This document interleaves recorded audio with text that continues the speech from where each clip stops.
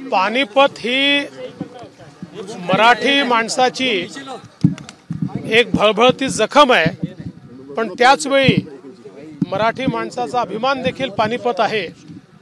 ज्या प्रकारे मराठ्यांनी पानिपतच्या युद्धामध्ये शौर्य दाखवलं, अतिशय विपरीत परिस्थितीमध्ये देखील ज्या प्रकारे मराठे लढले, ती खरं म्हणजे युद्धाच्या इतिहासातील एक अत्यंत मोठी अशा प्रकारची आपल्याला ही गोष्ट पाहायला मिळते। आणि या सगळ्या शौर्यानंतर आणि इतक्या मोठ्या प्रमाणावर अनेक आमचे मराठे सैनिक वीरगतीला प्राप्त झाल्यानंतर देखील मराठ्यांनी कधी हार मानली नाही आणि त्यानंतर 10 वर्षांमध्ये पुन्हा संपूर्ण भारतावर मराठ्यांनी भगवं राज्य प्रस्थापित केलं आणि दिल्ली देखील जिंकून दाखवली। आणि म्हणूनच ही जी मराठ्यांची वीरता आहे, हे जे शौर्य आहे, छत्रपती शिवाजी महाराजांनी जे हिंदवी स्वराज्य सुरू केलं, ज्या हिंदवी स्वराज्याची स्थापना केली, त्या हिंदवी स्वराज्याला ज्या प्रकारे त्यानंतर छत्रपतींच्याच आशीर्वादाने संपूर्ण भारतामध्ये पसरवण्याचं काम हे आमच्या मराठ्यांनी केलं। त्यात पानिपत एक अशा प्रकारची लढाई आहे की ज्या लढाईमध्ये जरी तांत्रिकदृष्ट्या पराजय झाला तरी मराठे कधीच हारले नाहीत आणि त्यांनी आपलं शौर्य सातत्याने इतकं वाढवलं की त्यानंतर या भारतावर अशा प्रकारची आक्रमणं करण्याची हिंमत कोणाची झाली नाही। आणि म्हणून या शौर्यभूमीला वंदन करण्याकरता या ठिकाणी आम्ही आलेलो आहोत।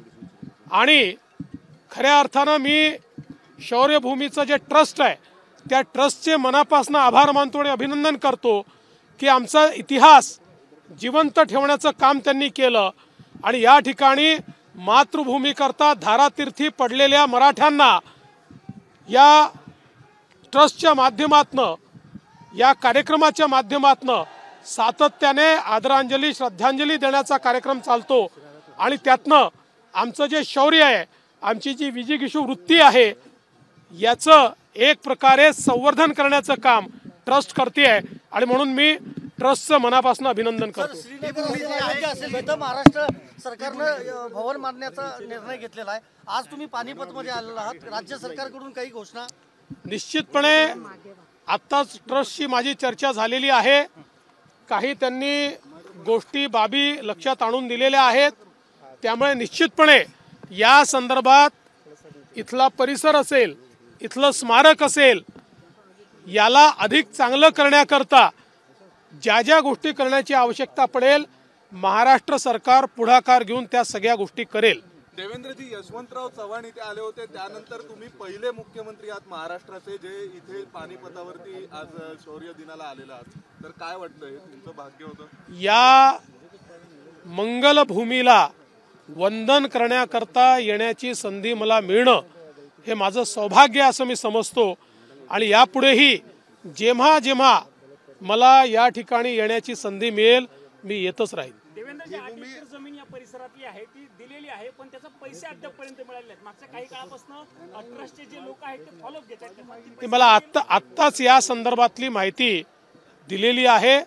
निश्चितपणे त्या संदर्भातला निर्णय राज्य सरकार त्वरित करेल। देवेंद्रजी, महाराष्ट्रामध्ये आज जातीपातीचं राजकारण दिसतं। पानिपतची लढाई अशी आहे की जिथे महाराष्ट्रातल्या सगळ्या जाती एकत्रितपणे लढल्या होत्या देशासाठी, तुम्ही आज काय संदेश द्याल महाराष्ट्राला? खरं म्हणजे छत्रपती शिवरायांनी ज्या हिंदवी स्वराज्याची स्थापना केली, त्या हिंदवी स्वराज्यामध्ये 18 पगड जातीचे लोक हे एकत्रितपणे मावळे म्हणून त्या ठिकाणी लढले आणि खऱ्या अर्थानं ते स्वराज्य विस्तारित करण्याचं काम त्यांनी केलं।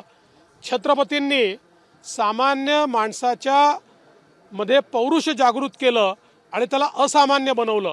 आणि मला असं वाटतं की जोपर्यंत आम्हाला हे लक्षात राहील की आम्ही एकत्रित आहोत तरच सुरक्षित आहोत, आम्ही एकत्रित आहोत तरच प्रगती आहे, तोपर्यंत आमची प्रगती होत राहील। पण आम्ही पुन्हा जातीपातीच्या छोट्या छोट्या गोष्टींमध्ये त्या ठिकाणी विभाजित झालो तर कदाचित आम्हाला तशा प्रकारची प्रगती करता येणार नाही। आणि म्हणून जसं छत्रपती शिवाजी महाराजांनी भगव्या झेंड्याखाली आम्हाला सर्वांना एकत्रित आणलं. तसंच आज भगव्या झेंड्याखाली आणि भारताच्या तिरंगा झेंड्याखाली आम्हाला सगळ्यांना एकत्रित येणं ही काळाची गरज आहे. पालकमंत्री पदाची यादी तयार आहे का सर? 26 जानेवारी आले जवळ. पालकमंत्री पदाची यादी तयार आहे. अरे ते सगळं छत्रपती शिवाजी महाराज, छत्रपती शिवाजी महाराज. एबीपी माझा, उघडा डोळे बघा नीट.